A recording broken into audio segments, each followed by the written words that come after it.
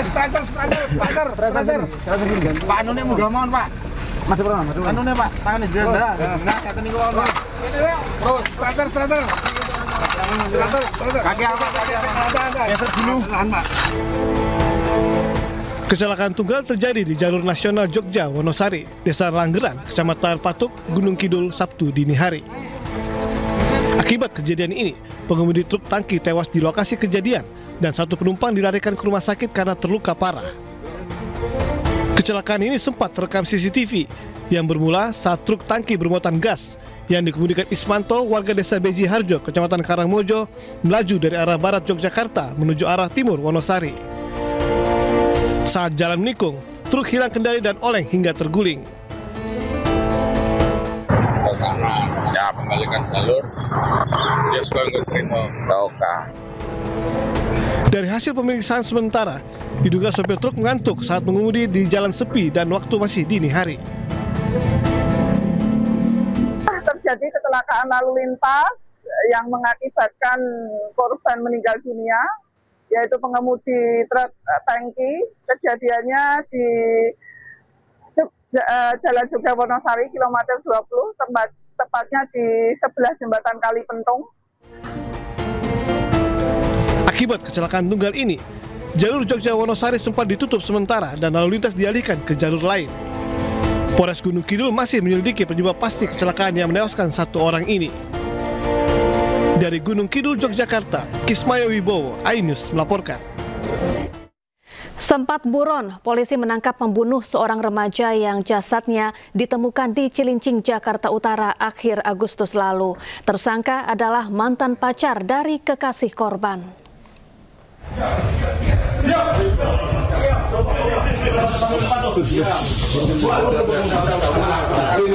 Di mana? Di mana barikmu? Di mana? Jakarta. Di sebelah di mananya? Ada kafe di depan. Pelarian Andi Al-Azhar Sofyan alias Caka, pelaku pembunuhan seorang remaja yang jenazahnya ditemukan di kamar kontrakan di kawasan Kalibaru, Cilincing, Jakarta Utara, berakhir. Tanpa perlawanan, tersangka ditangkap petugas gabungan Satreskrim Polres Metro Jakarta Utara dan Polda Bengkulu di sebuah kamar kos di Bengkulu.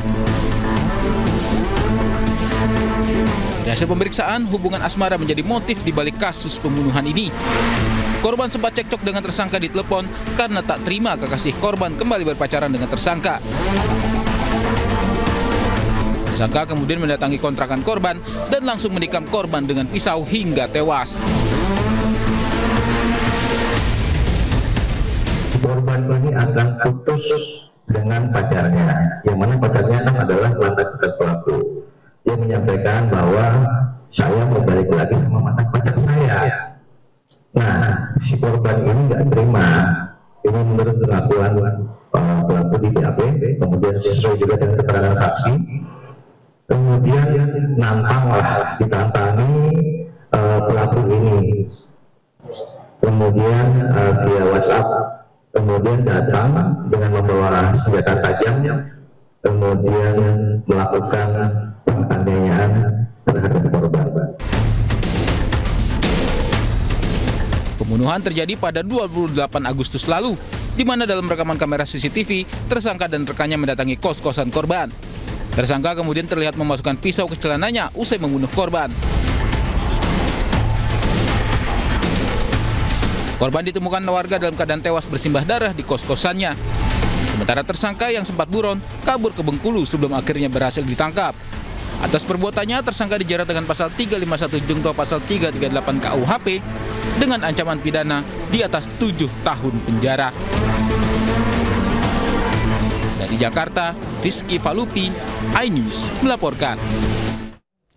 Seorang wanita paruh baya menangis histeris hingga jatuh pingsan saat mendapati sang ayah tewas mengenaskan di aliran Kali Sentiong, Johar Baru, Jakarta Pusat. Jasad korban yang merupakan mantan ketua RT ini ditemukan mengambang.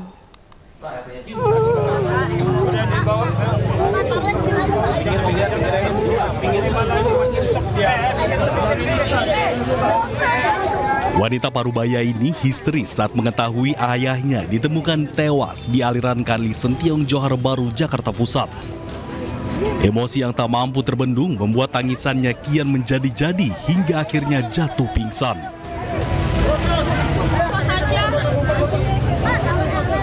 Ia tak kuasa mengetahui ayahnya ditemukan tak bernyawa oleh petugas penanganan sampah saat mengevakuasi sampah di permukaan kali. Jasad korban kemudian diidentifikasi oleh petugas kepolisian. Kayak semacam bantal kuning itu, saya pikir itu bantal, pas saya buka nggak taunya mayat, Pak. Cowok atau cewek, Bang? Itu cowok, laki-laki tuh usianya kira-kira hampir 60 lah, Pak, 60 ke atas. 60 laki-laki ya. Jasad korban langsung dievakuasi ke Rumah Sakit Cipto Mangunkusumo, Jakarta untuk diotopsi. Sementara polisi masih menyelidiki penyebab peristiwa ini. Dari Jakarta, Rani Sanjaya, iNews melaporkan. 2 orang nenek ditemukan tewas dalam kondisi mengenaskan di dalam satu rumah. Tim Inafis Polri langsung membawa kedua jasad tersebut ke Rumah Sakit Daerah Subandi untuk diautopsi.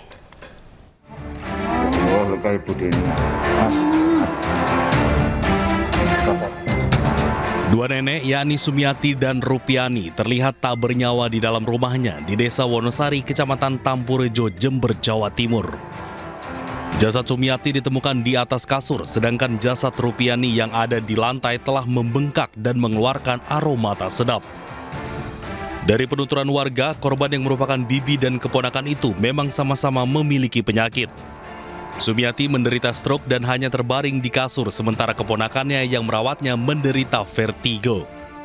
Diduga saat vertigonya kambuh, Rupiani jatuh dan tewas. Bibinya kemudian menyusul lantaran tak ada yang melayani.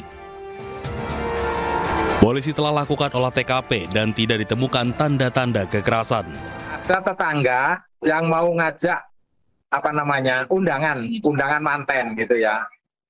Karena kan dilihat kok sudah 5 hari ini lampunya tidak nyala gitu. Nah, kemudian dilihat yaitu sudah di belakang sudah menyengat aromanya dan kita cek memang sudah sudah membusuk. Dan polisi bersama tim Inafis membawa 2 jasad tersebut ke Rumah Sakit Daerah Subandi untuk diautopsi untuk mengetahui pasti penyebab kematian. Dari Jember, Jawa Timur, Bambang Sugiarto, iNews melaporkan. Pura-pura kesurupan, pengedar narkoba ditangkap di area persawahan di Desa Morkepek, Kecamatan Labang, Kabupaten Bangkalan, Jawa Timur. Dari tangan pelaku, polisi menemukan paket sabu seberat 59 gram. Ambil.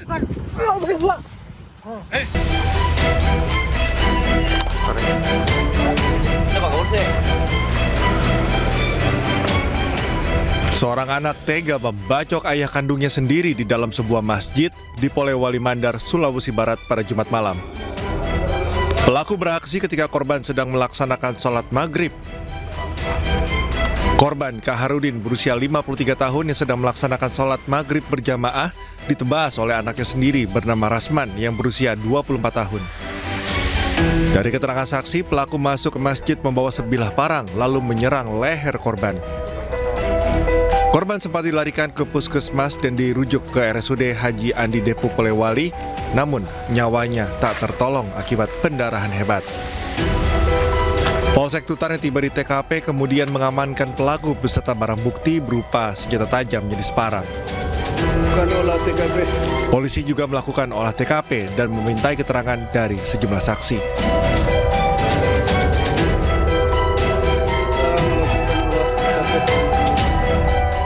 Pelaku merupakan anak kandung dari korban. Pelaku diamankan beserta barang bukti. Barang bukti ya? Buktinya sejumlah parang dengan sarung. Saat ini polisi masih menyelidiki motif pelaku yang tega menghabisi nyawa ayah kandungnya. Dari Polewali Mandar, Sulawesi Barat, Huzair Zainal, iNews melaporkan. Pemirsa, seorang oknum Kapolsek digerebek saat sedang berbuat mesum di salah satu rumah warga. Warga yang geram mengintai dan merekam aksi tidak senonoh Kapolsek dengan penghuni rumah.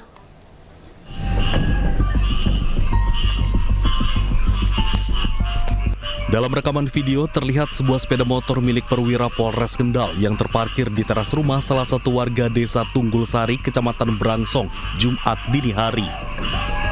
Selanjutnya, warga memergoki perwira yang menjabat sebagai Kapolsek ini sedang berbuat tidak senonoh dengan penghuni rumah yang diketahui seorang janda di ruang dapur. Kapolres Kendal AKBP Henry Susanto Sianipar membenarkan kejadian tersebut dan sudah melakukan langkah-langkah penindakan. Polres Kendal juga menonaktifkan pelaku dari jabatan Kapolsek. Telah mengamankan satu orang perwira Polres Kendal menjabat sebagai Kapolsek karena kedapatan di salah satu rumah warga. Dari kejadian tersebut, saya selaku Kapolres Kendal telah memerintahkan jajaran saya dari dalam hal ini adalah Propam untuk segera melakukan pemeriksaan dan penindakan terhadap yang bersangkutan. Jadi saat ini yang bersangkutan sedang didalami oleh Propam, dilakukan pemeriksaan untuk mengetahui bagaimana kronologinya sampai dengan nanti kami mengetahui bagaimana kesalahan-kesalahan yang dilakukan oleh perwira tersebut. Kapolres meminta maaf dan tengah melakukan penyelidikan serta pemeriksaan untuk menjatuhkan sanksi pada anggotanya tersebut. Dari Kendal, Jawa Tengah, Edi Prayitno, iNews melaporkan.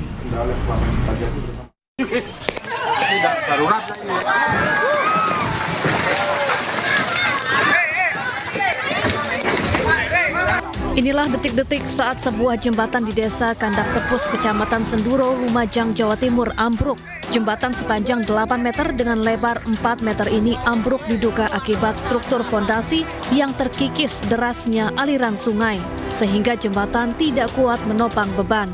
Akibatnya warga pun harus memutar lebih jauh hingga 15 km melalui jalan alternatif untuk beraktivitas. Nanti kalau aksesnya lewat. Sementara masyarakat harus muter alternatifnya 15 kilo ya. Jadi kami mohon perhatian khusus, kasihan anak-anak yang sekolah harus muter jauh.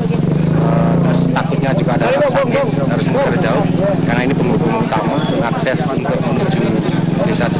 Tak hanya menghambat aktivitas dan perekonomian warga, anak-anak sekolah juga ikut terdampak. Warga berharap jembatan bisa segera diperbaiki. Dari Lumajang, Jawa Timur, Yayan Nugroho, iNews melaporkan.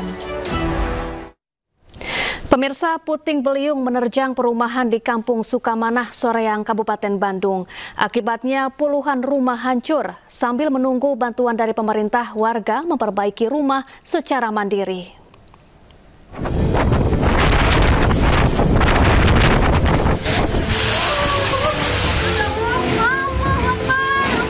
Angin puting beliung menerjang pemukiman warga Kampung Sukamanah, Desa Soreang, Kecamatan Soreang, Kabupaten Bandung. Angin puting beliung ini terjadi dengan durasi mencapai 10 menit. Meski belum ada bantuan dari pemerintah setempat, warga sekitar dengan mandiri memperbaiki rumahnya karena khawatir kawasan Soreang akan kembali diguyur hujan. Kelihatannya tuh anginnya mutar, pada ini tuh pada terbang gitu, sampah-sampah terpal pada terbang. Pas lihat ke atas ada kanopi terbang di atas. Ini yang kanopi ini sama kenteng-kenteng udah bocor semua, sama CCTV juga jatuh tadi. Akibat peristiwa tersebut puluhan rumah hancur. Warga setempat berharap ada bantuan dari pemerintah daerah guna meringankan beban warga. Dari Kabupaten Bandung Barat, Yuan Pangestu, iNews melaporkan. Seorang warga ditemukan tergeletak di dasar Sungai Ciparigi, Bogor, Jawa Barat. Diduga korban terperosok ke sungai sedalam 7 meter saat memberi makan ayam.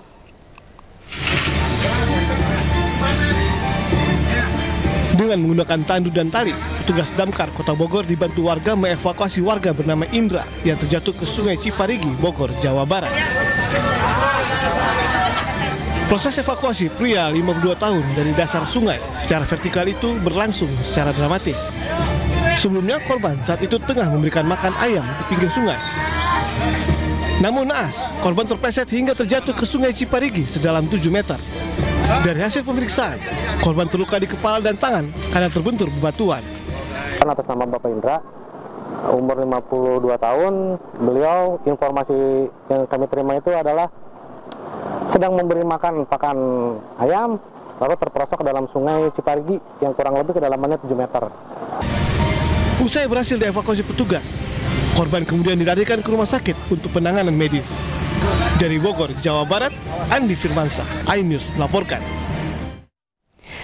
Pemirsa, Bandara Frans Seda di Kabupaten Sika, Nusa Tenggara Timur ditutup sementara imbas erupsi Gunung Lewotobi laki-laki di Kabupaten Flores Timur.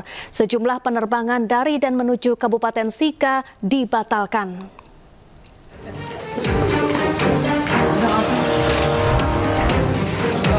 Bandar Udara Franciscus Saverio Seda di Maumere, Kabupaten Sika, Nusa Tenggara Timur ditutup sementara pada Sabtu pagi. Penutupan akibat dampak dari letusan Gunung Lewotobi laki-laki di Kabupaten Flores Timur. Sejumlah penerbangan dibatalkan dan penumpang menjadwal ulang keberangkatan mereka atau meminta pengembalian dana. Ke Jakarta. Jakarta menggunakan maskapai apa? Wings. Kenapa dibatal, di cancel? Karena gunung erupsi. Gunung Lewotobi erupsi. Jadi ini alternatifnya kemana? Jadi kita rencananya ke ND, ya ND di Jakarta. Mas. Gunung Lewotobi laki-laki di NTT Jumat malam kembali erupsi. Ketinggian kolom abu mencapai 6.000 meter di atas puncak. Abu letusan menuju ke arah barat daya dan barat. Gunung berada pada status level 4 atau awas. Untuk keamanan, warga dilarang beraktivitas dalam jarak 6 km dari gunung. Dari Sika, NTT, Joni Nura, iNews melaporkan. Ya, untuk mengetahui perkembangan terkini erupsi Gunung Lewotobi, kita bergabung dengan jurnalis iNews, ada Joni Nura di Bandara Maumere. Selamat siang, Joni. Bagaimana aktivitas di bandara saat ini? Ya, baik, selamat siang, Safa. Dapat saya laporkan, sekarang saya sedang berada di Bandara Frans Seda Maumere. Di sini aktivitas kelihatannya sepi. Para penumpang yang tadi pagi ingin berangkat menuju ke Kota Kupang sendiri dibatalkan atau cancel akibat erupsi Gunung Lewotobi yang terjadi pada malam tadi. Dan pada siang tadi juga kembali terjadi erupsi dengan ketinggian kolom abu mencapai 2.500, Safa. Iya, Joni, untuk saat ini bagaimana dengan aktivitas Gunung Lewotobi laki-laki? Apakah menunjukkan peningkatan aktivitas atau sudah mulai menurun? Baik, Chef, sampai siang ini aktivitas Gunung Lewotobi sendiri masih tinggi. Hingga siang ini masih terjadi sudah belasan kali erupsi yang cukup tinggi dengan ketinggian kolom abu mencapai 1.000 hingga sampai dengan 2.500. Siapa? Warga yang berada di bawah kaki gunung diminta untuk segera mengungsi atau menjauh dari kaki gunung karena hingga siang ini laporan yang dapat kami laporkan dari pos pengamat menyampaikan bahwa hingga saat ini tak henti-hentinya Gunung Lewotobi laki-laki terus erupsi. Siapa? Baik, lalu apakah warga yang tinggal di sekitar bandara sudah mulai diungsikan? Hingga saat ini warga yang berada, 8 desa yang berada di bawah kaki Gunung Lewotobi sendiri sudah diungsikan ke kamp pengungsian berada di Bokan dan ada juga yang ada di Huntara yang berada di Desa Konga sendiri, Safa. Baik, Joni, saat ini bandara masih ditutup imbas dari erupsi Gunung Lewotobi laki-laki. Bisa Anda tunjukkan seperti apa situasi terkini di bandara, Joni? Dan mungkin bisa sambil diperlihatkan apakah kolom abu memang sudah mencapai ke Bandara Maumere? Baik, Safa, ini adalah kondisi terkini di Bandara Frans Seda Maumere sendiri. Ada sejumlah penumpang yang datang ingin mengecek soal pembatalan keberangkatan mereka. Ada juga para security yang berjaga di Bandara Frans Seda sendiri. Safa, dapat saya sampaikan juga bahwa abu vulkanik sendiri sudah sampai di Kota Maumere. Dengan kita melihat bahwa cuaca di Kota Maumere sendiri, kita lihat bahwa ada pulang abu atau gelap, sehingga sampai saat ini juga pihak bandara atau pihak maskapai sendiri juga belum berani menerbangkan pesawatnya. ini adalah salah satu penumpang yang mungkin keberangkatannya dibatal sehingga dia sedang melakukan proses terhadap salah satu maskapai yang berada di Bandara Fransilier sendiri. Iya, Joni, jadi saat ini debu vulkanik sudah terasa atau sudah berada di sekitar Bandara Maumere ya, Joni. Lalu untuk kepastian penerbangan selanjutnya, apakah para calon penumpang ini bisa melakukan refund tiket atau schedule ulang jadwal penerbangan? Baik, para penumpang ini mereka sudah merefund kembali penerbangan. Mereka diberikan haknya untuk merefund tiket mereka dan bisa pindah ke Kabupaten Ende, Kabupaten Flores Timur. Baik, sampai radius berapa kilometer atau wilayah mana saja yang terdampak erupsi Gunung Lewotobi laki-laki ini, di mana radius tersebut dinyatakan berbahaya untuk aktivitas warga? Baik, ketinggian abu vulkanik sendiri hingga sampai saat ini sampai di Kota Maumere, sehingga warga yang berada di Kota Maumere sendiri diminta untuk menggunakan masker sehingga bisa mengatasi polusi yang terjadi. Baik, kalau dari keterangan petugas setempat, apakah ada prediksi bahwa aktivitas Gunung Lewotobi laki-laki ini akan semakin meningkat? Benar sekali, aktivitasnya terus meningkat karena dengan siang hari ini juga letusan terus terjadi, tidak henti-hentinya, sehingga petugas pos pengamat menghimbau kepada warga agar tetap berhati-hati dan setiap kendaraan yang melintas di jalur zona merah agar segera hati-hati, selalu memantau kondisi Gunung Lewotobi itu sendiri. Baik, terima kasih Joni Nura melaporkan langsung dari Bandara Maumere, Nusa Tenggara Timur, dan selamat bertugas kembali.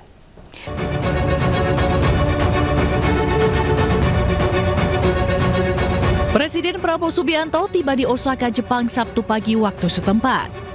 Prabowo akan mengunjungi Pavilion Indonesia di Osaka Expo 2025. Kehadiran Prabowo merupakan wujud nyata diplomasi Indonesia di panggung global. Usai dari Jepang, Prabowo akan bertolak ke New York, Amerika Serikat untuk menghadiri sidang Majelis Umum ke-80 Perserikatan Bangsa-Bangsa. Kemudian dilanjutkan dengan mengunjungi Kanada dan Belanda. Sebelumnya Prabowo meninggalkan tanah air melalui Bandara Halim Perdana Kusuma Jakarta Jumat malam. Yang juga merupakan satu sidang umum di mana merupakan satu titik untuk memperbarui kembali semangat multilateralisme tengah situasi dan kondisi global dewasa ini. Bapak Presiden rencananya akan berada di New York sampai dengan tanggal 23, menghadiri beberapa agenda, utamanya nanti ada agenda tentang two-state solution pada tanggal 22.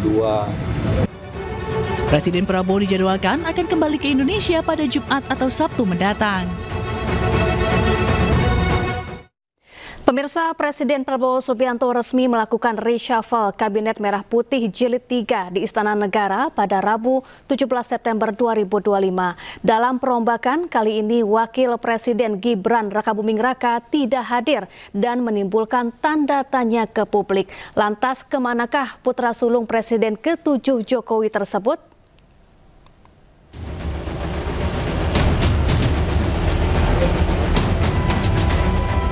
Presiden ke-7 Joko Widodo menanggapi absennya Wakil Presiden RI Gibran Rakabuming Raka dalam acara pelantikan reshuffle Kabinet Merah Putih Jilid 3 di Istana Negara Rabu 17 September 2025.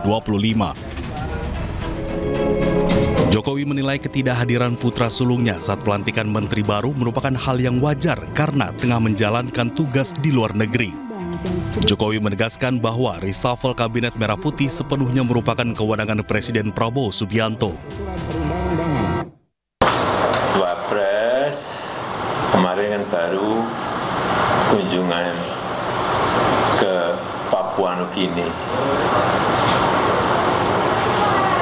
Dan yang namanya reshuffle itu adalah kewenangan penuh Presiden. Hak prerogatif Presiden menurut konstitusi kita.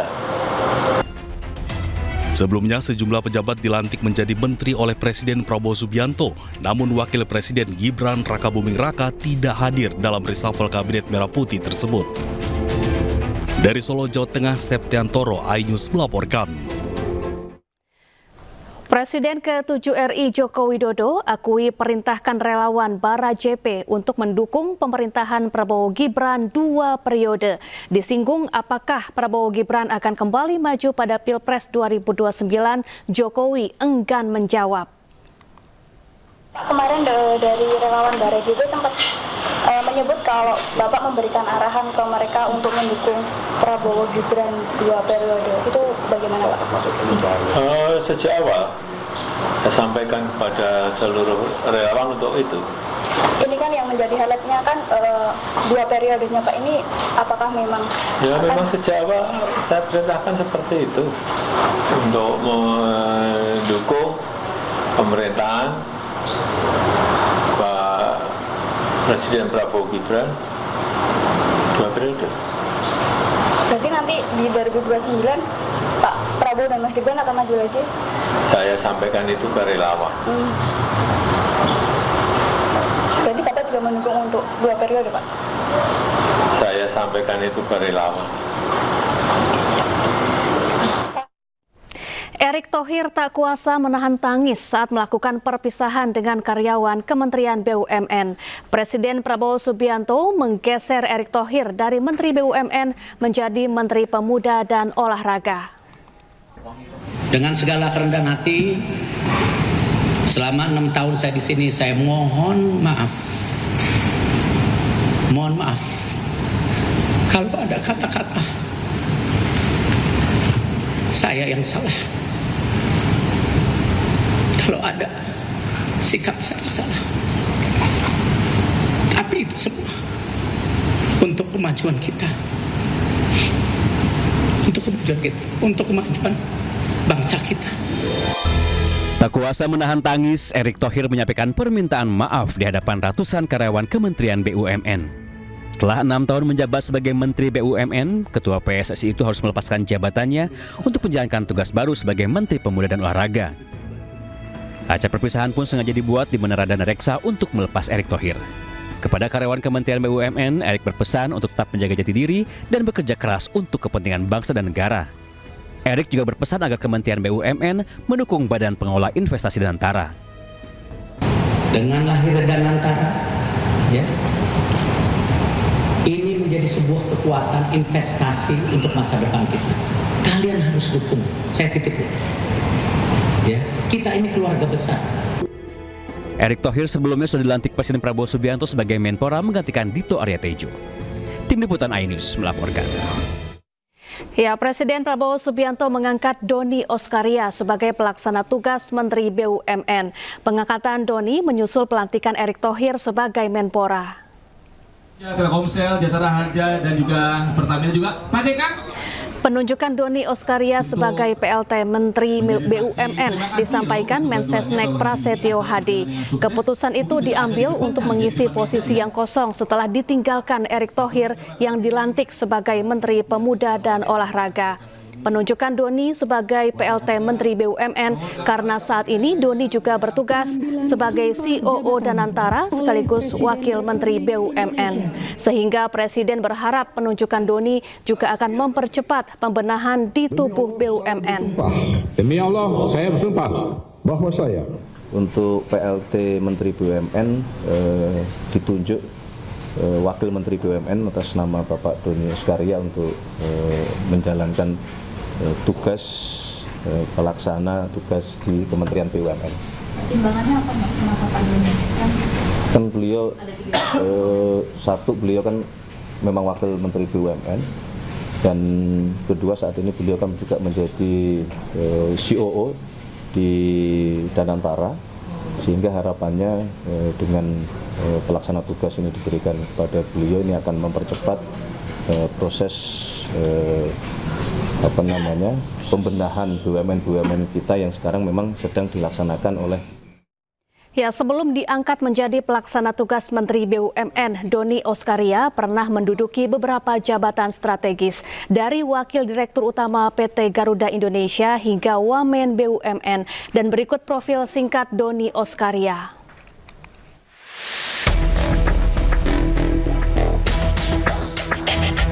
Doni Oskaria lahir di Sumatera Barat 26 September 1969. Tahun ini usianya tepat 56 tahun. Sebelum diangkat menjadi PLT Menteri BUMN, Doni menjabat sebagai Wamen BUMN periode 2024-2025. Ia juga pernah menjabat sebagai Direktur Utama InJourney periode 2020 hingga 2024. Doni juga pernah menduduki jabatan sebagai CEO Hospitality and Entertainment City Corp, Komisaris PT Garuda Indonesia, Persero Tbk, dan anggota Komite Ekonomi dan Industri atau KAIN. Doni juga tercatat pernah menjadi Wakil Direktur Utama PT Garuda Indonesia. Doni mengenyam pendidikan di jurusan Hubungan Internasional di Universitas Padjadjaran dan Asian Institute of Management di Filipina. Pemirsa, Menteri Energi dan Sumber Daya Mineral Bahlil Lahadalia menjelaskan kesepakatan yang dihasilkan dalam rapat antara Badan Usaha Penyedia BBM swasta dan Pertamina. Pihak swasta menyetujui berkolaborasi dengan pemerintah. Menurut Bahlil, kuota impor BBM swasta telah diberikan sebesar 110% dibandingkan tahun 2024. Namun jatah 110% yang diberikan habis sebelum 31 Desember. Pemerintah memutuskan mekanisme impor dilakukan bersama antara Pertamina dan pihak swasta. Teman-teman, saya ingin menjelaskan bahwa impor ini bukan satu pintu. Kuota impornya ini kan sudah diberikan 110% dibandingkan dengan tahun 2024. Contoh, kalau AKR dapat 1 juta kiloliter 2024, maka di 2025 itu ditambahkan 10%, berarti 1 juta 100 kiloliter. Dalam prosesnya ada kekurangan, jadi kekurangan itu yang diberikan. Jadi nggak ada itu satu pintu Mas. Ke Pertamina itu pakai kontrak spot atau ICP?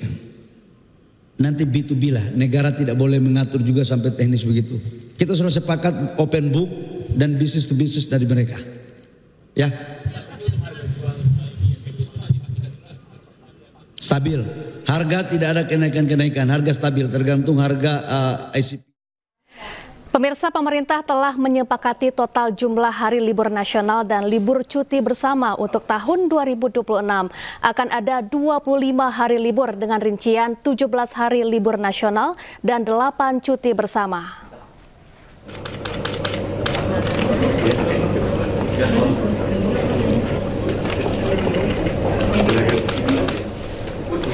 Pemerintah melalui rapat tingkat menteri menyampaikan usulan terkait dengan jumlah hari libur nasional dan cuti bersama untuk tahun 2026 mendatang. Menteri Koordinator Bidang Pembangunan Manusia dan Kebudayaan bersama dengan Menpan RB, Menteri Agama dan Wakil Menteri Ketenagakerjaan menandatangani surat keputusan bersama 3 menteri terkait hal tersebut. Hasilnya akan ada 17 hari libur nasional dan hari libur cuti bersama pada tahun 2026. Jadi totalnya adalah 17 hari. Sedangkan yang cuti bersama inilah yang menjadi pembahasan kami di lintas kementerian, di mana sudah disepakati dan sudah kita putuskan bahwa untuk tahun 2026 cuti bersama akan menjadi sebanyak 8 hari, yaitu yang pertama adalah tanggal 16 Februari hari Senin, itu berdampingan dengan tahun baru Imlek 2577. Kemudian cuti bersama yang kedua adalah tanggal 18 Maret hari Rabu, itu berdampingan dengan hari Suci Nyepi atau Tahun Baru Saka.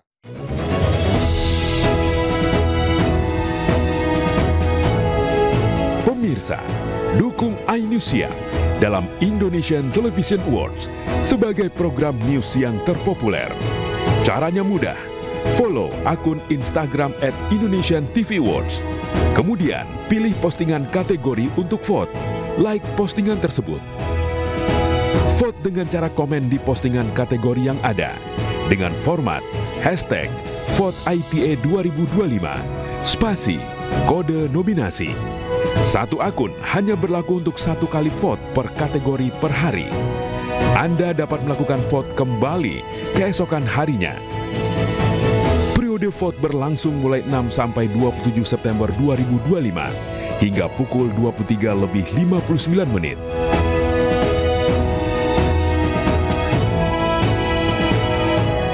DPRD Gorontalo Wahyu Moridu yang berbicara kata-kata tak pantas saat berkendara bersama seorang wanita di dalam mobil meminta maaf dan siap terima segala konsekuensi. Pihak Badan Kehormatan DPRD Provinsi Gorontalo menyatakan Wahyu dalam kondisi mabuk.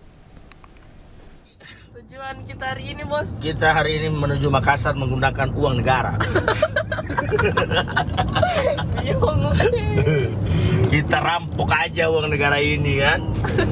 Seorang anggota DPRD Gorontalo melontarkan pernyataan kontroversial. Membawa hugel langsung ke Makassar menggunakan uang negara. Siapa Ji? Wahyudin Moridu. Anggota DPRD Gorontalo Wahyu Moridu berbicara dengan kata-kata yang tak pantas diucapkan saat berkendara bersama seorang wanita di dalam mobil. Dalam video itu, Wahyu berucap dirinya merampok uang negara dengan penggunaan dana perjalanan dinas menuju Makassar. Pihak Badan Kehormatan DPRD Provinsi Gorontalo menyatakan Wahyu dalam kondisi mabuk saat ucapkan pernyataan tak pantas itu. Nah, kami kejar, kami lihat bahwa di mobil itu ada botol minuman. Ada botol minuman.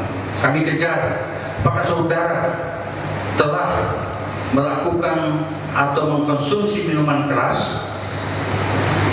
Yang bersangkutan menyampaikan bahwa dari tadi malam dia minum minuman keras sampai besok paginya itu ke bandara dia masih kondisi tidak sadar, artinya dalam keadaan mabuk.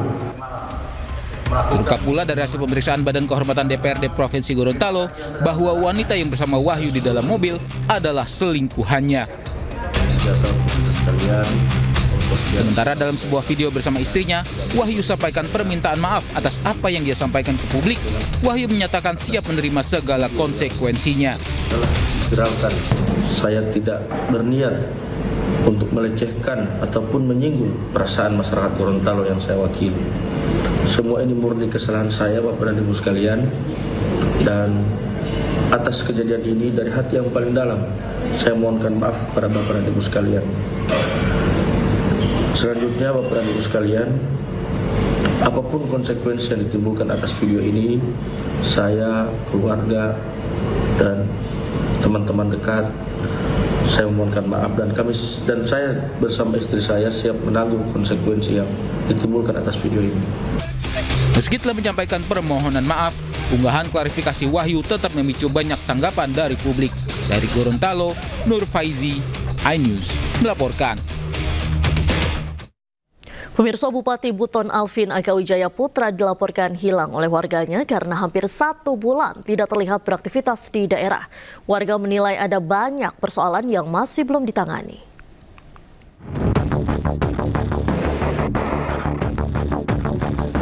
Puluhan warga bersama mahasiswa Kabupaten Buton mendatangi Polres Buton melaporkan Bupati Alvin Akawijaya Putra sebagai orang hilang. Aksi ini dilakukan karena hampir 1 bulan sang bupati tidak terlihat beraktivitas di daerah. Laporan orang hilang tersebut diterima petugas sentra pelayanan kepolisian terpadu atas nama rakyat dan mahasiswa Buton. Sebagai bentuk protes, poster bergambar Bupati Buton dengan tulisan laporan orang hilang juga ditempel di sejumlah lokasi umum. 2025 melaporkan kehilangan orang atas nama Bupati Buton Alvin Akawijaya Putra SH. Hal ini disebabkan karena beberapa pekan terakhir beliau tidak berkedudukan di rumah jabatan ataupun tidak pernah berada di kantornya. untuk kemudian menemui kami dan memberikan klarifikasi terkait isu-isu yang saat ini sedang menjadi polemik di wilayah Kabupaten Buton. Karenanya berdasarkan aturan juga dan kepedulian kami sebagai rakyat yang mencintai pemimpinnya, maka kami memohon kepada pihak Polres Buton untuk kemudian mencari Bapak Bupati Buton kami untuk kemudian dihadirkan kembali bersama-sama kami di wilayah Kabupaten Buton ini. Sementara Wakil Bupati Buton, Syarifuddin Safa menegaskan sang bupati tidak hilang. Menurutnya, Alvin sedang berada di Jakarta untuk tugas penting yang berkaitan dengan kepentingan daerah. Begitu, Pak. Ya, Pak Bupati, Bapak Alvin Akawijaya Putra SH, saat ini sedang berdinas di Jakarta. Ya. Dan di beberapa daerah lainnya. Jadi kalau ada aspirasi dari masyarakat yang sampai kemudian menyebutkan hilang, saya nyatakan itu tidak benar. Pak Bupati sedang bertugas di luar daerah. Kita doakan semoga cepat kembali dan membawa kabar gembira untuk Kabupaten Buton. Warga menilai ada banyak persoalan yang masih belum ditangani, mulai dari dugaan pelanggaran dalam aktivitas pengangkutan aspal hingga tuntutan pembatalan tunjangan anggota DPRD Kabupaten Buton. Dari Kabupaten Buton, Sulawesi Tenggara, Andi Eba, iNews melaporkan. Pemirsa, penolakan sirine, strobo, dan rotator ilegal di jalan ramai di media sosial. Gerakan yang diberi nama Stop Totot Wukuk berawal dari kemarahan warga kepada pengguna jalan yang gunakan strobo tak sesuai peruntukan.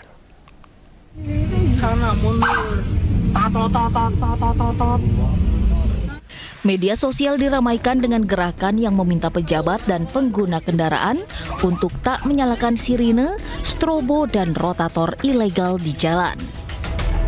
Gerakan yang diberi nama Stop Totot Wukuk ini berawal dari kemarahan masyarakat yang menggunakannya tidak sesuai peruntukan. Terkait hal ini, Gubernur Jakarta Pramono Anung menyatakan aturan penggunaan sirine dan strobo telah diatur pemerintah pusat.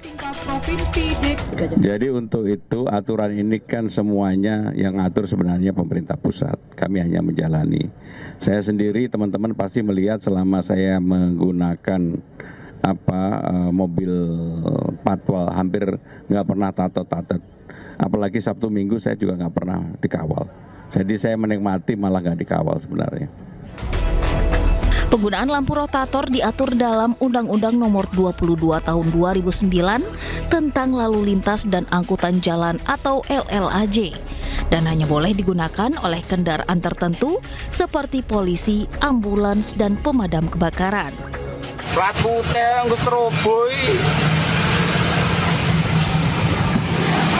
Penggunaan rotator pada mobil pribadi adalah ilegal dan dapat dikenakan sanksi tilang atau pidana 1 bulan dan denda Rp250.000. Tim Liputan iNews melaporkan. Pemirsa, Korlantas Polri bekukan pemakaian sirene dan strobo di jalan raya. Penggunaan sirene, strobo, dan rotator akan segera dievaluasi.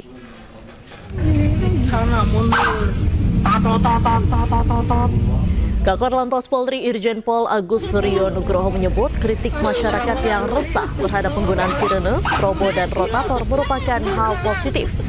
Pihaknya akan langsung melakukan evaluasi.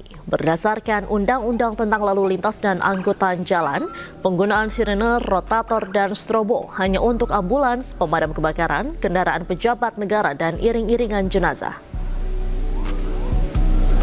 Semua masukan masyarakat itu hal positif untuk kita, dan ini saya evaluasi. Dan bahkan saya Kakor Lantas saya bekukan untuk pengawalan menggunakan suara-suara itu. Karena ini juga masyarakat terganggu, apalagi padat, ini kita evaluasi biarpun ada ketentuannya. Pada saat kapan menggunakan sirine, termasuk tatot, dan ini saya terima kasih kepada masyarakat untuk Kakor Lantas sementara kita bekukan. Tak sembarangan kendaraan atau mobil boleh gunakan lampu strobo atau lampu rotator. Dan berikut sejumlah kendaraan yang diperbolehkan menggunakan lampu strobo atau rotator berdasarkan Undang-Undang Nomor 22 Tahun 2009. Pertama, kendaraan pemadam kebakaran yang sedang bertugas.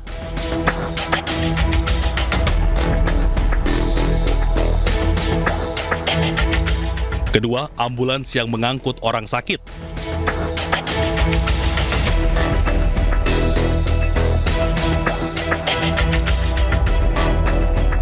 Ketiga, kendaraan untuk memberikan pertolongan pada kecelakaan lalu lintas.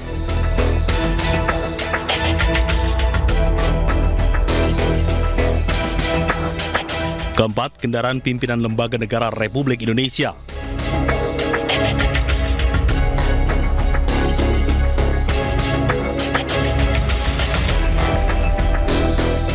Kelima, kendaraan pimpinan dan pejabat negara asing serta lembaga internasional yang menjadi tamu negara.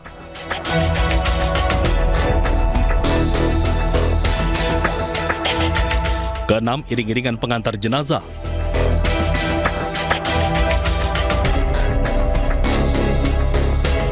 Ketujuh, konvoy atau kendaraan untuk kepentingan tertentu menurut pertimbangan petugas kepolisian negara Republik Indonesia. Sementara itu, warna lampu isyarat pun tidak bisa sembarangan. Warna lampu-lampu tersebut memiliki arti tersendiri. Berikut 3 warna lampu strobo beserta artinya.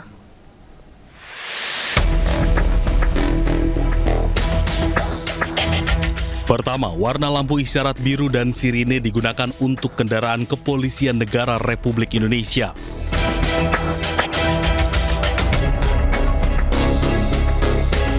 Kedua, lampu isyarat merah dan sirine digunakan untuk kendaraan bermotor tahanan, pengawalan Tentara Nasional Indonesia, pemadam kebakaran, ambulans, palang merah, rescue, dan jenazah.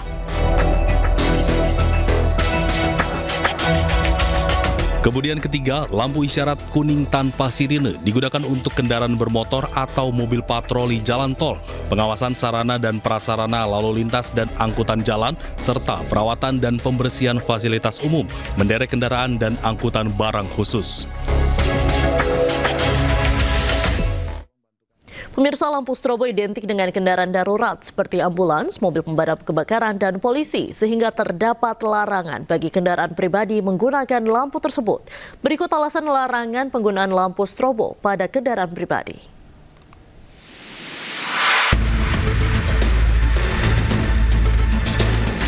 Pertama, mengganggu konsentrasi pengendara lain. Cahaya strobo yang mencolok dapat menarik perhatian dan mengganggu fokus pengemudi lain sehingga berpotensi memicu kecelakaan.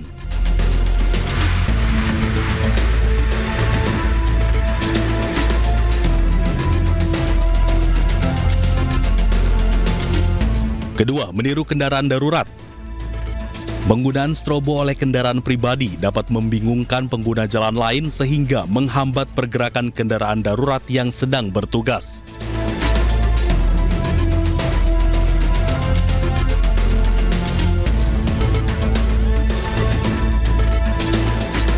Ketiga, melanggar peraturan Undang-Undang Lalu Lintas Jalan dan Angkutan Jalan Nomor 22 Tahun 2009 tentang penggunaan lampu strobo hanya untuk kendaraan tertentu yang memiliki kewenangan khusus.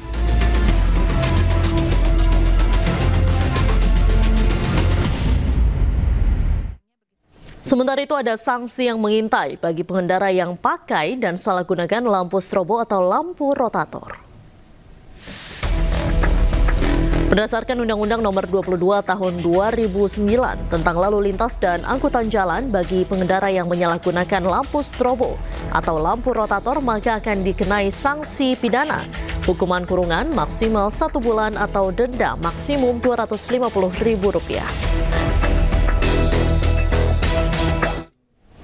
Kita ke informasi lainnya, pemirsa. Massa yang tergabung dalam Aliansi Rakyat Menggugat atau ARM menuntut Kejaksaan Agung segera menangkap Sylvester Matutina. Tuntutan itu disampaikan dalam unjuk rasa di kantor Kejaksaan Agung Jakarta. Puluhan orang termasuk sejumlah tokoh masyarakat seperti Roy Suryo, John Simon, dan Ahmad Hosinuddin menyampaikan tuntutan mereka ke Kejaksaan Agung. Massa menuntut agar Kejagung tidak boleh kalah dan segera menangkap Sylvester. Sylvester Matutina divonis 1,5 tahun atas kasus pidana umum tahun 2019 lalu. Sylvester dilaporkan 100 advokat atas tuduhan pencemaran nama baik terhadap Yusuf Kala. Kita di sini bersama-sama untuk melihat apakah Kejaksaan Agung dan jajaran di bawahnya, terutama Jaksa Agung, masih punya gigi dan masih punya nyali untuk menangkap buronan yang namanya Sylvester Matutina. Dan saya pakai kaos mencari.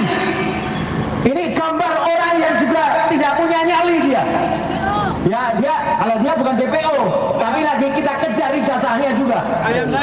Ayam sayur ini. Tapi dia pun juga mencari etika yang hilang.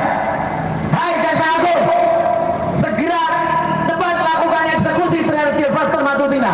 Masa negara Kesatuan Republik Indonesia kalah terhadap ulah buronan yang seharusnya dieksekusi.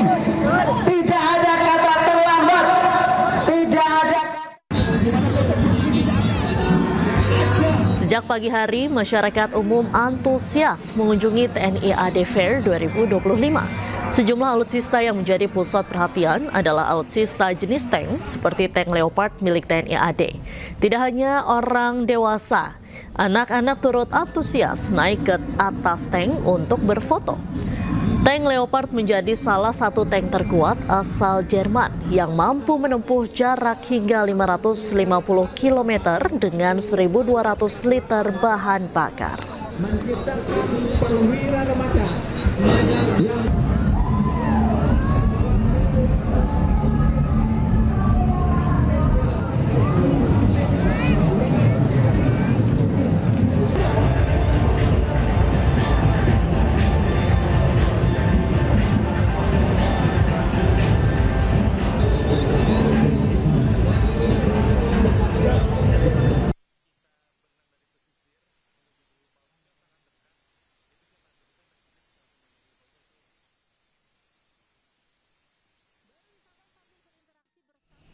Lalu seperti apa suasana pameran alutsista TNI di Monas? Sudah ada jurnalis iNews Amrina Rida di sana.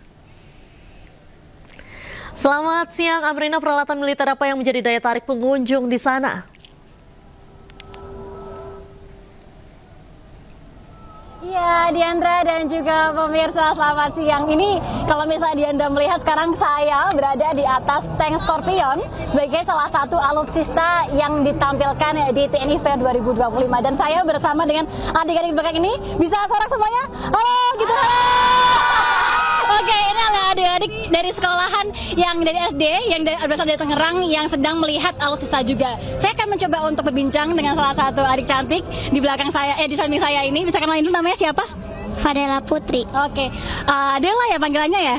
Oke, Dela. Ini tadi naik ke sini kan tinggi, susah nggak naik ke sini? Susah. Oh, susah. Terus gimana tadi? Dibantuin sama teman atau dibantuin sama tentaranya? Sendiri. Oh, sendiri. Bisa sendirian. Oke, Dela kalau boleh tahu, gimana tadi udah ngelihat banyak sekali tank-tank kayak gini, seneng nggak sih? Seneng banget. Kenapa seneng banget kalau boleh tahu? Karena di sini kayak bagus gitu. Terus baik, pada baik. Seru ya sama teman-teman ya? Oke, siap. Mungkin terakhir kali bisa dadah-dadah dulu ke kamera? Dadah. Nah, Diandra dan juga pemirsa, ini saya sebenarnya ingin memperlihatkan ke Diandra bagaimana body dan juga spesifikasi dari tank Scorpion ini. Tapi saya harus turun dulu. Saya mau izin ke adik-adik, saya turun dulu ya.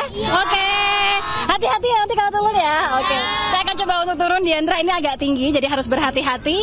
Oke. Bismillahirrahmanirrahim. Wah. Ya, oke, saya berhasil turun dengan selamat. Kita akan coba untuk explore terlebih dahulu, Diandra dan juga pemirsa. Tank Scorpion ini adalah tank yang berasal dari Inggris yang dibawa ataupun juga ditampilkan oleh TNI Angkatan Darat di TNI Fair 2025. Ini spesifikasi tingginya mencapai 2 meter, Diandra dan juga pemirsa, dan juga bodinya ini adalah lapis baja sehingga memang kuat sekali dan tidak mudah ditembus oleh peluru dari musuh ataupun juga dari lawan. Selain itu kalau kita lihat ini ya, dari area bawahnya di bagian rodanya ini ada jeruji-jeruji yang memang diperuntukkan untuk ketahanan negara ataupun juga medan perang, Diandra dan juga pemirsa. Dan tadi kami melihat sebenarnya ada banyak sekali tank-tank yang jauh lebih besar, tapi salah satu keunggulan dari tank Scorpion ini adalah karena spesifik dan juga bodinya ini cukup kecil sehingga tank ini jauh lebih gesit dibandingkan dengan tank-tank besar lainnya. Misalnya adalah tank Leopard ataupun juga tank Harimau yang cukup besar. Nah, Diandra dan juga pemirsa, ini kalau misalnya kita lihat lagi di samping kanan, ini masih banyak adik-adik yang ingin melihat tank, tapi ini adalah tank Anoa buatan PT Pindad, dan banyak sekali yang kita lihat ini jauh lebih besar dibandingkan tank Scorpion tadi, dan ini pun juga sangat besar sekali. Ini kita bisa melihat memang tingginya mencapai ini hampir 3 meter, jauh lebih tinggi dibandingkan saya. Dan kalau kita melihat lebih jauh lagi, ada banyak sekali tank ataupun juga alutsista yang memang ditampilkan di TNI Fair 2025 ini. Dan tentunya TNI Fair 2025 ini memang menjadi salah satu daya tarik pada rangkaian acara menuju hari ulang tahun TNI yang ke-80. Ini kita bisa melihat bahwa ramai sekali di sini, dan juga di sana di bagian lain mengitari area Monas ini ada masih banyak sekali tank seperti Miriam Caesar, lalu juga Rantis Komodo, lalu juga helikopter, hingga senjata-senjata ataupun juga teknologi modern lainnya di bidang militer yang tentunya bisa menjadi salah satu momen yang unik dan juga tidak terlupakan bagi anak-anak ketika mereka datang ke sini, Diandra dan juga pemirsa. Nah, untuk acara TNI Fair 2025 ini diadakan 2 hari, hari ini dan juga esok tanggal 21 September 2025. Ini masyarakat umum bisa datang ke sini gratis tanpa dipungut biaya apapun, mulai dari pada pukul 8 pagi hingga pada pukul 21 ataupun juga 9 malam. Nanti mungkin Diandra usai siaran bisa langsung ke sini bareng sama teman-teman ataupun juga keponakan untuk memberikan ataupun juga melihat berbagai macam alutsista. Diandra, kembali ke Anda. Baik, seru sekali kelihatannya di sana, Amrina. Jadi warga yang ingin melihat pameran alutsista masih bisa datang ke Monas hingga besok ya. Baik, terima kasih Amrina atas laporannya langsung dari Monas, Jakarta. Selamat siang, selamat kembali bertugas. Pemirsa, beralih ke informasi lainnya, bosan jalan-jalan ke mal, ratusan warga memilih bermain air dan menikmati keindahan alam serta udara sejuk di Curug Goong, Pandeglang, Banten. Harga tiket yang terjangkau dan area berkemah yang nyaman menjadi daya tarik Curug Goong.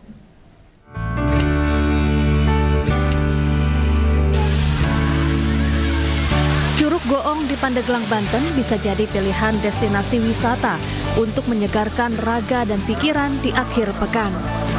Di sini, wisatawan bisa menikmati keindahan air terjun setinggi 15 meter sambil menghirup udara sejuk. Air terjun yang menyegarkan ini berasal dari Gunung Pulau Sari. Wisatawan bisa berfoto sambil bermain air. Selain itu, tersedia pula area berkemah yang aman dan nyaman. Bu Nita tahu tempat ini dari mana, Bu?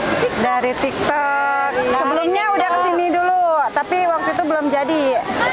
Sekarang baru sini ya? Iya. Tadi melihat curug di sini gimana, Bu?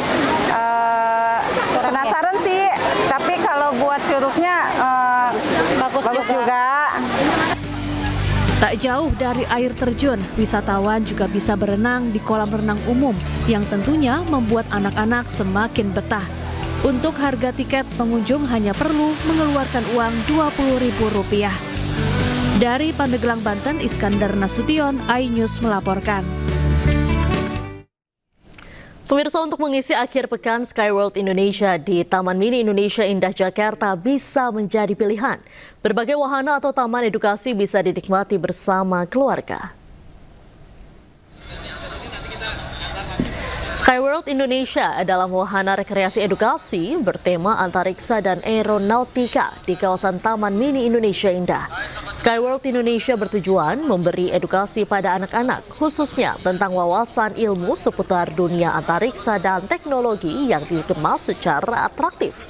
Fasilitas utama di wahana ini mampu menampung pengunjung hingga 200 orang. Dari nonton planetarium. Lalu seperti apa serunya berekreasi sambil edukasi yang bertemakan antariksa? Sudah ada jurnalis iNews Syahreza Zanski di wahana SkyWorld Taman Mini Indonesia Indah Jakarta. Halo, selamat siang Syahreza. Pengetahuan apa saja nih yang bisa diperoleh pengunjung saat berkunjung ke SkyWorld ini? Ya baik, ada banyak sekali pengetahuan yang bisa didapat di kawasan SkyWorld di TMII ini. Seperti di belakang saya, ini adalah tempat space education. Anda bisa menyaksikan adanya simulasi penerbangan sebuah roket. Bersama juru kamera Iriansyah Wahyudi akan menjelaskan pada Anda, ini merupakan space shuttle yang roket digunakan oleh Amerika Serikat. Dan ini di sini anak-anak ataupun keluarga bisa menyaksikan detik-detik meluncurnya suatu roket ke ruang angkasa dengan beragam perangkat tentunya. tentunya, dan nantinya akan menghasilkan alat yang ada di sebelah kiri saya tentunya, seperti alat untuk bernama Apollo Lunar Module jika roket sudah mendarat di kawasan planet ataupun bulan tentunya. Dan ada banyak sekali, dan bisa Anda dengar bahwasanya ini adalah simulasi ataupun detik-detik roket berangkat dari bumi menuju ke kawasan antariksa tentunya. Seperti ini simulasinya, berjalan beberapa second dan nantinya akan berangkat. Kita bergeser ke area lain, dan untuk mengetahui alasan mengapa edukasi ini penting di kawasan ini, kita akan bergabung bersama salah satu narasumber yang ada di sini. Selamat siang Bapak, dengan Bapak siapa sebelumnya? Rian. Sebagai apa Bang Rian? Sebagai head dari Space Edukasi. Head of Space Education ya. Oke Bang Rian, mungkin bisa dijelasin apa sih wahana yang paling menarik yang ada di sini dan kenapa penting itu buat anak-anak? Nah, jadi kalau Skyward Indonesia ini merupakan wahana edukasi antariksa karena Ponder memiliki misi yaitu untuk menyampaikan dasar mengenai astronomi. Salah satunya yaitu tata surya, kemudian informasi-informasi mengenai antariksa yang lebih mendasar seperti roket-roket dan yang lainnya.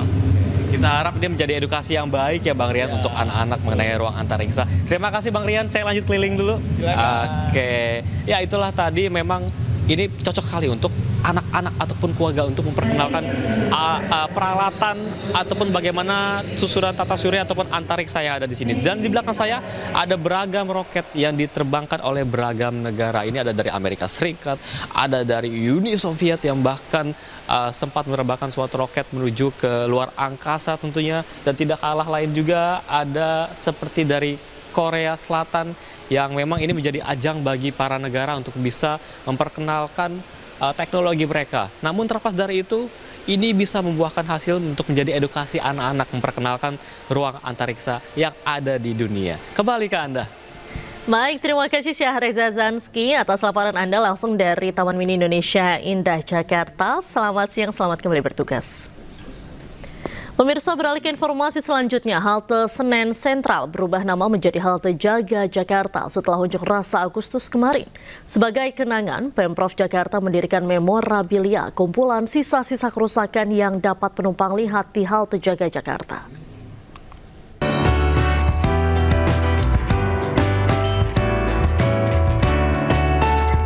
Halte Senen Sentral menjadi salah satu sasaran fasilitas umum yang dirusak usai unjuk rasa anarkistis beberapa waktu lalu.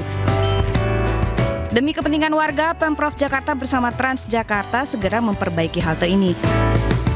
Setelah diperbaiki, nama halte Senen Sentral kini berubah menjadi halte Jaga Jakarta. Penumpang sangat bersyukur karena halte Jaga Jakarta kini bisa kembali normal meskipun ada perubahan. Cepat menyelesaikan, walaupun nggak seperti dulu mewahnya ya, tapi alhamdulillah sudah bisa berfungsi. Jadi istilahnya kalau orang bekerja atau orang dagang atau apa gitu bisa melanjutkan perjalanannya. Ibu bersyukur banget, terima kasih dengan. Sebenarnya ya rada beda dari sebelumnya. Yang sebelumnya kan pintu-pintunya nggak kayak gini, yang otomatis gitu. Sekarang jadi bersih. Gimana, rada kecewa dikit lah, halte kayak rumah kedua lah, tiap hari kan lewat sini. Kalau misalnya dengan ini memori-memori kenangan kemarin. Sebelumnya Gubernur Jakarta Pramono Anung meresmikan pembukaan halte Transjaga Jakarta di Senen, Jakarta Pusat. Pada awalnya halte ini bernama Senen Sentral dan sempat terbakar dalam unjuk rasa pada tanggal 29 Agustus 2025 lalu. Etalase khusus di dalam halte memperlihatkan sisa kerusakan yang menjadikan simbol pengingat untuk masyarakat luas. Dari Jakarta, Naura Safikah, Sutrisno, iNews melaporkan. Memperingati World Cleanup Day, aksi bersih-bersih lingkungan digelar di Halmahera Tengah, Maluku Utara. Ratusan warga dan pegawai pemerintahan membersihkan laut dari sampah. Kegiatan bersih-bersih sampah dilakukan di sejumlah titik, mulai dari jalan-jalan utama hingga pantai Desa Nurweda. Aksi bersih sampah ini melibatkan ratusan warga, personel TNI Polri dan ASN Halmahera Tengah. Kegiatan ini merupakan gerakan global yang dilakukan secara nasional. Warga diminta untuk senantiasa menjaga kebersihan lingkungan, mengelola sampah plastik dengan dipilah sesuai jenis, serta tidak mengotori sungai dan laut. Kami menyampaikan kepada seluruh masyarakat di Provinsi Maluku Utara, seluruh masyarakat, seluruh warga negara Republik Indonesia, dan seluruh penduduk dunia. Mari kita menjaga sampah, mari kita membersihkan lingkungan kita, mari kita menjaga pantai. Ribuan warga Jombang berebut gunungan tahu dalam tradisi gerbek tahu. Perayaan tersebut rutin digelar setiap tahunnya untuk memperingati hari lahir Nabi Muhammad. Langsung kali ini kita tutup dengan doa Haji As'ad Nawawi di Hatiga.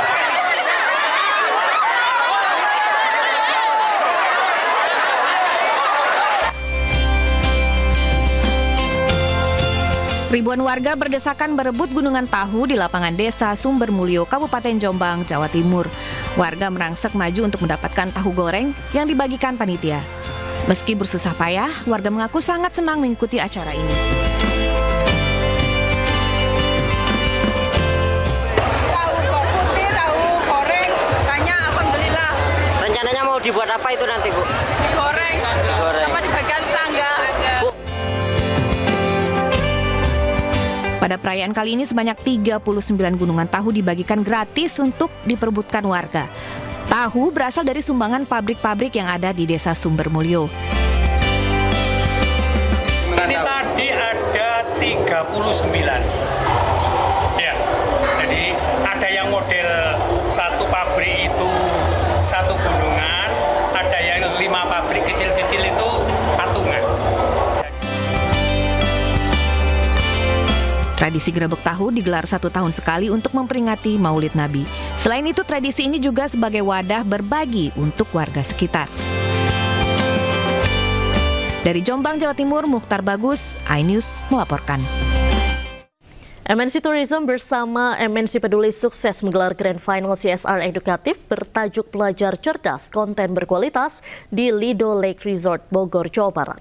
Ajang ini menjadi puncak rangkaian kegiatan edukasi yang telah diselenggarakan di 3 sekolah, yakni MAN 4 Bogor, SMAN 1 Cigombong, dan SMAN 1 Caringin sepanjang Agustus 2025. Grand Final CSR edukatif bertajuk Pelajar Cerdas Konten Berkualitas yang diinisiasi MNC Tourism dan MNC Peduli mempertemukan 5 tim terbaik dari MAN 4 Bogor dan SMAN 1 Caringin. Dari hasil penilaian video kreatif yang didasarkan pada konsep, proses produksi, teknis pengambilan gambar, serta kualitas editing, tim dari SMAN 1 Caringin berhasil meraih juara pertama, disusul tim dari MAN 4 Bogor sebagai juara kedua dan juara favorit. Peserta juga diajak menikmati pengalaman rekreatif di Lido Adventure Park Bogor, Jawa Barat. Dilanjutkan pengumuman pemenang dan penyerahan penghargaan. Seneng banget sih ya, apalagi jadi pengalaman baru yang tadinya stres, tegang gitu habis presentasi, karena ada adventure jadi lebih seru sih.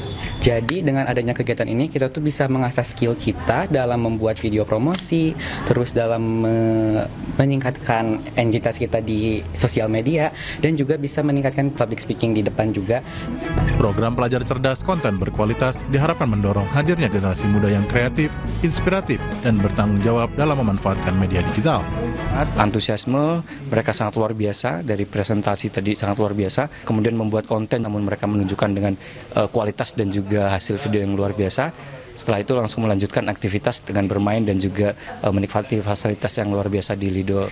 Siswa-siswa diharapkan bisa lebih kreatif untuk membuat konten-konten yang positif, yang baik, yang memberikan dampak yang luar biasa, sejalan dengan visi dari MNC Tourism mengangkat wisata Indonesia ke dunia.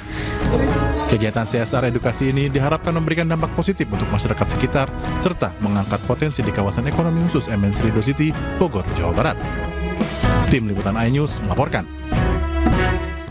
Anda kembali di iNews yang pemirsa ke informasi internasional.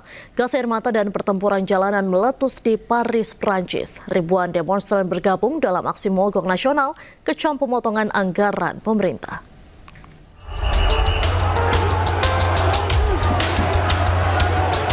Ribuan pekerja transportasi dan guru turun ke jalan di kota Paris pada Kamis menuntut kenaikan gaji terkait dengan inflasi. Bentrokan meletus dengan polisi selama demonstrasi berlangsung. Petugas menyeret salah satu demonstran dan menembakkan gas air mata saat pengunjuk rasa melemparkan benda-benda dan membakar papan reklame. Polisi anti huru-hara mengangkat perisai untuk menangkal proyektil saat etalase pertokoan dan fasilitas umum dirusak. Beberapa peserta demonstrasi terlihat ditahan sementara polisi bergerak untuk membubarkan massa. Gelombang protes terjadi di tengah seruan serikat pekerja untuk melakukan pemogokan umum agar pihak pemerintah Prancis menghentikan langkah-langkah penghematan dan mengatasi ketidakpuasan publik yang berkembang. Ratusan keluarga di Gaza berbondong-bondong mengungsi ke selatan kota Gaza. Lebih dari 40.000 orang mengungsi secara paksa dalam 2 hari terakhir akibat serangan Israel yang semakin intensif.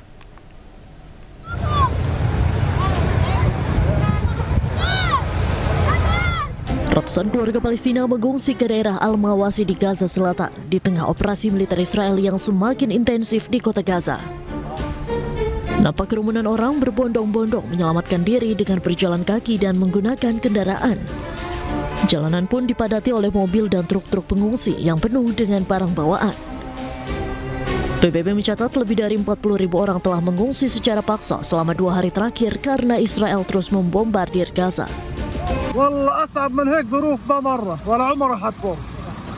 اللي صار معنا اليوم إن الوضع صعب في غزة صار أصعب مما تتصور. فوق الخيال. يعني أنت بتخيل فوق الخيال. على هول المنظر والناس اللي بتهاجر.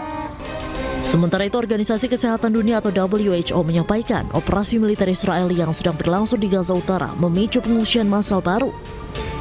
WHO terus menyerukan agar kondisi yang tidak manusiawi di Gaza dapat segera diakhiri. Israel's military incursion and evacuation orders in northern Gaza are driving new waves of displacement, forcing traumatized families into an ever-shrinking area as famine persists. Pasukan militer Israel atau IDF mengonfirmasi telah memperluas operasi di kota Gaza sebagai bagian dari operasi Gideon Chariots II yang bertujuan untuk invasi skala penuh dan pendudukan kota Gaza.